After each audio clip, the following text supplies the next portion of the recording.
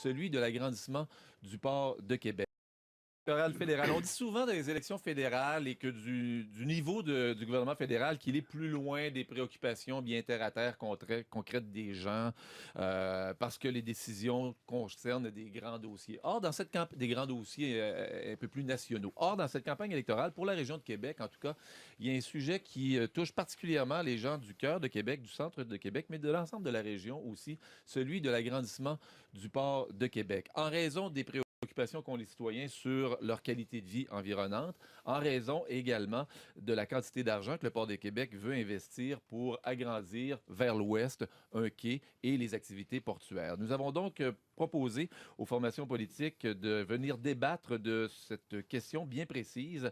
Avec moi ce matin, Raymond Côté, qui est candidat et député sortant néo-démocrate dans Beauport-Limoilou. Bonjour, M. Côté. Bonjour, M. Bernatchez. Antoine Bugeaud, candidat du Parti libéral du Canada dans Beauport-Limoilou, lui aussi. Bonjour. Charles Mordret, qui est candidat du Bloc québécois dans la circonscription de Québec. Bonjour. Et Aloupa Clark, qui est candidat du Parti conservateur dans Beauport-Limoilou, lui aussi. Bonjour, M. Bernatchez. Est-ce que les gens... Je vais commencer par les candidats de Beauport-Limoilou.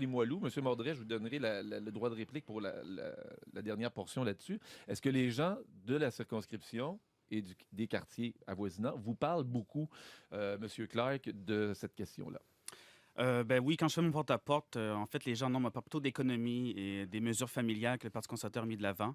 Mais par rapport à l'expansion du port de Québec, moi, je tiens à dire tout d'abord que nous, au Parti conservateur du Canada, on pense que c'est un projet extraordinaire qui s'inscrit dans le patrimoine historique maritime de la ville de Québec. C'est ici même que des gens sont arrivés en bateau il y a plusieurs siècles pour créer le Canada, en français d'abord. Et donc, nous, on pense que l'expansion du projet maritime de Québec s'inscrit dans cette lignée patrimoniale et également que c'est une annonce importante d'envergure économique importante pour la grande région de Québec. Est-ce que les citoyens sont préoccupés par les problèmes environnementaux? Tout naturellement, oui. Mais c'est sûr qu'il faut comprendre là d'abord que c'est un projet important pour le développement économique de la région de Québec. Oui. Et c'est pour cette raison que le gouvernement conservateur a décidé d'y participer avec un investissement à la hauteur de 60 millions de dollars.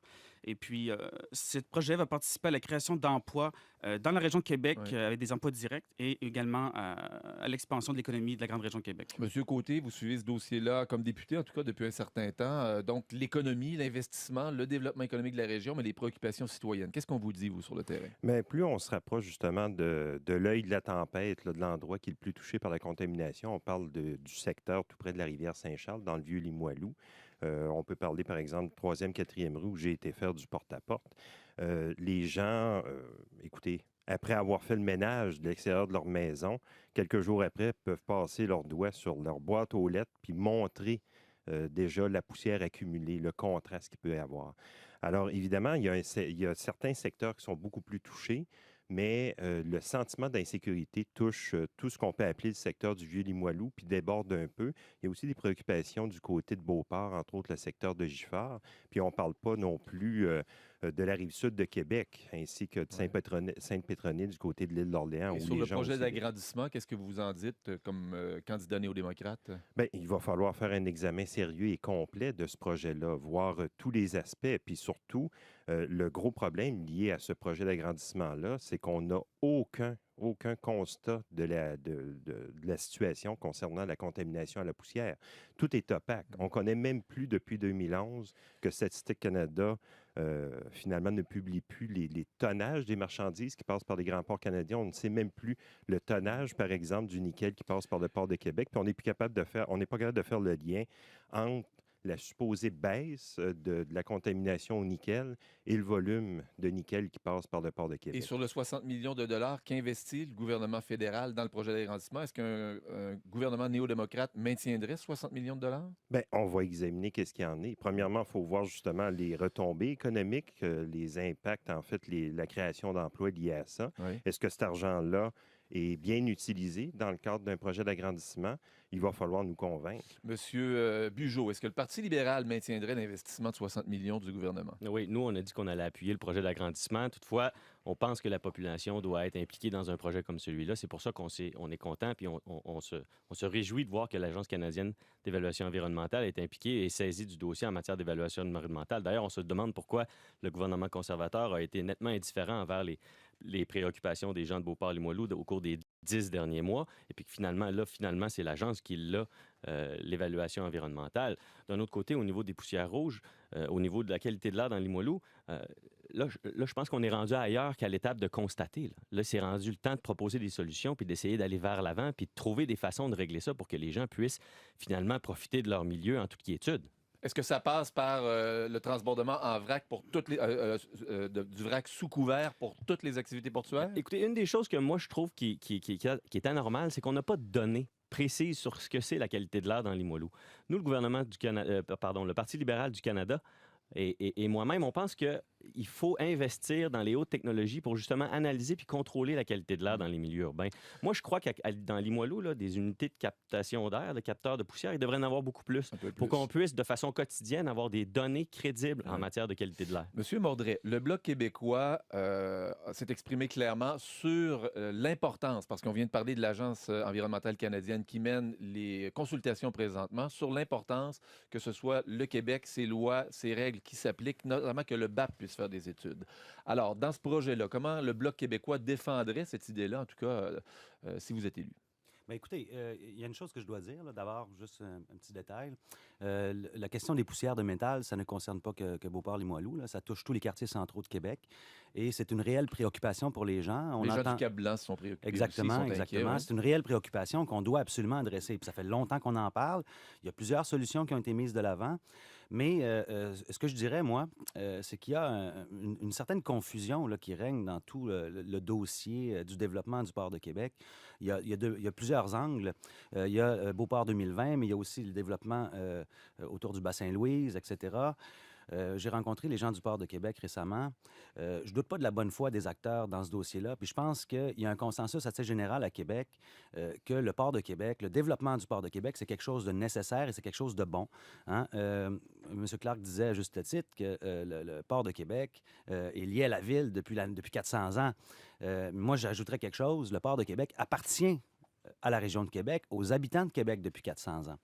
Donc ça, c'est un aspect très important.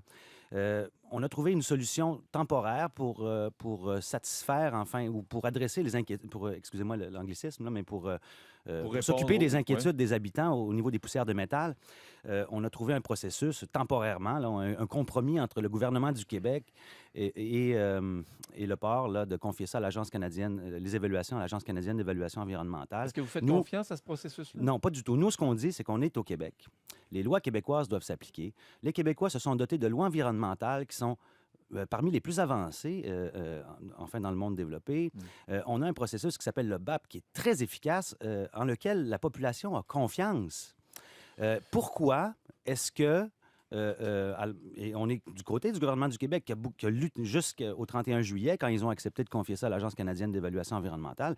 Nous, on considère que au Québec, les processus et les lois québécoises doivent s'appliquer. La zone du port de Québec, ce sont des terrains sous juridiction fédérale. Mais les enjeux dépassent largement ces terrains sous juridiction fédérale. Je posais la question à M. Clark parce qu'elle s'adresse directement au gouvernement conservateur. Vous êtes candidat conservateur. Oui. Pourquoi donc cet entêtement, plusieurs le voient comme ça, alors que les autorités gouvernementales du Québec aussi le demandent? Pourquoi ne pas confier au BAP, par exemple, les études environnementales? Non, mais écoutez, monsieur, c'est pas un entêtement, c'est constitutionnel. Ici, au Canada, il y a une séparation des jurisdictions, des compétences, des champs de compétences juridictionnels entre le fédéral et le provincial. Changer les lois, par exemple. C'est pas le cas pour l'instant. Non, monsieur, le port de Québec est un territoire du fédéral et c'est les agences canadiennes qui doivent s'y activer. L'environnement est une juridiction provinciale? Juridiction des deux paliers du gouvernement. Et puis, j'aimerais aussi remettre un peu la question à l'ordre. On a fait énormément au niveau de la poussière rouge. Premièrement, le Port de Québec est une organisation autonome qui dirige ses propres opérations. Suite à 2010, à certaines préoccupations, puis je tiens à saluer les citoyens qui sont activés à ce niveau-là dans Beauport-Limoilou pour faire prendre conscience qu'il y avait certaines problématiques dans l'air ambiante du Port de Québec. Suite à ces préoccupations-là qui ont été émises par les citoyens, les autorités québécoises, à travers le ministère de l'Environnement du Québec, ont décidé de faire un programme d'échantillonnage. Et tout au long de l'année 2014, on a pu constater certaines problématiques. Donc, suite à ces constats-là, s'il vous plaît, M. Bernatchez, le Port de Québec a, avec ses locataires, mis des mesures pour enrayer les problématiques. Le Port de Québec a mis des mesures très importantes, comme ils ont installé des détecteurs dans les zones sensibles où il se trouve de la poussière. mise en place des systèmes de gicleurs lors des opérations et des activités de transbordement. Juste terminer, s'il vous plaît. Très Et rapidement, la M. Clark, construction parce de que vous donnez la plusieurs parole aux autres. stations de lavage pour déboussiérer les véhicules qui reprennent la route. Il n'y a rien Et nous, à je au comprends gouvernement que vous êtes- conservateur, on Ouais. respecte les champs Il y a rien compétences là où la Je population comprends que vit vous dans êtes vos satisfait. solutions. provinciales, monsieur. Vous êtes satisfait des mesures qui ont été mises en place jusqu'à présent, en tout cas pour contrer les problèmes qui ont été soulevés et les préoccupations Non, je des vous dis qu'il y citoyens. a des choses qui ont Je été vais mises de don- l'avant. Je vais donner la parole à monsieur Bugeaud et monsieur Côté. Après. Oui, Monsieur Bugeaud du Parti libéral. Oui, effectivement. Alors, dans les solutions qui ont été proposées, c'est toutes des solutions à l'intérieur des zones du port. Il n'y a rien qui a été fait en milieu urbain pour donner, pour donner les outils à la population d'être consciente du travail qui est fait, puis pour pouvoir mesurer comme il faut c'est quoi la qualité de l'air là où les gens vivent. Nous autres, on pense que c'est là où il faut commencer tout de suite à travailler sur des solutions pour que la population puisse être outillée pour savoir c'est quoi qui se passe, puis c'est quoi leur juste. Moi, j'aimerais ça savoir dans les 4 dernières années, qu'est-ce qui a été fait de la part de autant notre député sortant, M. Côté, autant le gouvernement conservateur qui est là. C'est un dossier qui traîne. D'un côté, on a laissé tomber la population, on s'en occupe pas parce qu'on fait de la politique. De l'autre côté, on a laissé tomber l'important levier économique qui est le port de Québec, on s'en occupe pas parce qu'on fait de la politique. À un moment donné, il faut arrêter de faire de la politique, puis il faut travailler sur des solutions. Bon. C'est ce que moi, je m'engage à faire. Monsieur Côté, vous êtes interpellé là-dessus. Là. Qu'est-ce que Oui. vous avez fait depuis 4 ans? Alors, j'ai commencé en 2011 en déposant une motion interpellant le gouvernement pour soutenir le port de Québec pour qu'il puisse rénover ses installations. Parce que vous vous souvenez que M. Mario Girard avait inversé ses priorités il y Le a de ça PDG 4 du ans. port. Le PDG Girard, du ouais. port, c'est ça. Sa priorité à l'époque, quand on l'avait rencontré, c'était de faire la réfection des installations. L'agrandissement, c'était un projet à très long terme. Et par après, évidemment, par rapport aux problèmes de contamination, j'ai déposé un projet de loi afin que le commissaire à l'environnement et au développement durable, qui est un membre, un haut placé du bureau du vérificateur général, puisse mettre son nez dans les administrations portuaires canadiennes afin de pouvoir avoir un rapport régulier de leurs efforts en C'est matière drôle, de un développement député sur place, durable. ça, M. Côté. Puis, en même temps, aussi un pouvoir d'enquête. Mais vous savez, M. Bernatchez, les conservateurs ont mis la charrue devant les bœufs. Quand M. Lebel est arrivé avec son 60 millions de dollars, évidemment, c'était lié au fait qu'il préférait approuver déjà d'emblée le projet sans qu'il y ait d'examen. Et nous, on a Ça, c'est retracé pour 22 000 de dons des hauts cartes d'Arrimage Québec au Parti conservateur, dont 890 On est rendu... de Mme Joanne Lapointe, la directrice des communications, à la ministre Lisa Raitt Continue de l'an faire de la dernier. politique. On est Continue de rendu- faire de la Mais politique. Monsieur Ça, Bernatchez, j'aimerais ça répondre explique que là-dessus. M. Clark est, dans le fond, le candidat Ouais. d'Arrimage Québec, en fin de On compte. est rendu, Mon Dieu, c'est on est complètement rendu au ridicule. bout Bon, de... Monsieur j'aimerais Clark, s'il répondre, vous plaît. monsieur Non, on est Messagès. rendu au bout du temps que nous alloué. On n'a pas entendu M. Mordret beaucoup là-dessus, alors j'aimerais l'entendre. Moi, ce que je dirais, c'est que le développement du port est nécessaire. Maintenant, il y a des enjeux de santé publique. La population est inquiète pour l'environnement.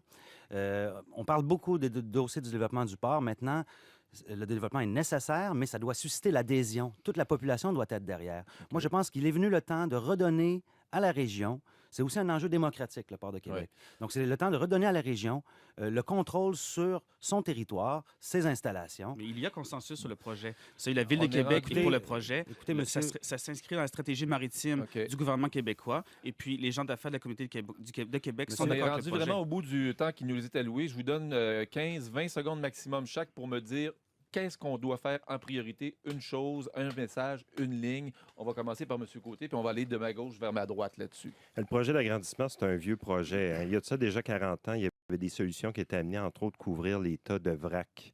Et le projet d'agrandissement, malheureusement, n'inclut pas la partie déjà existante où il y a de la marchandise en vrac qui est entreposée. Alors, c'est la grande faiblesse de ce projet-là. M. Bugeaud, Ben, écoutez, comme je l'ai dit tout à l'heure, il est temps qu'on commence à arrêter de faire de la politique aérie, là, puis d'essayer de se chicaner d'à gauche et à droite.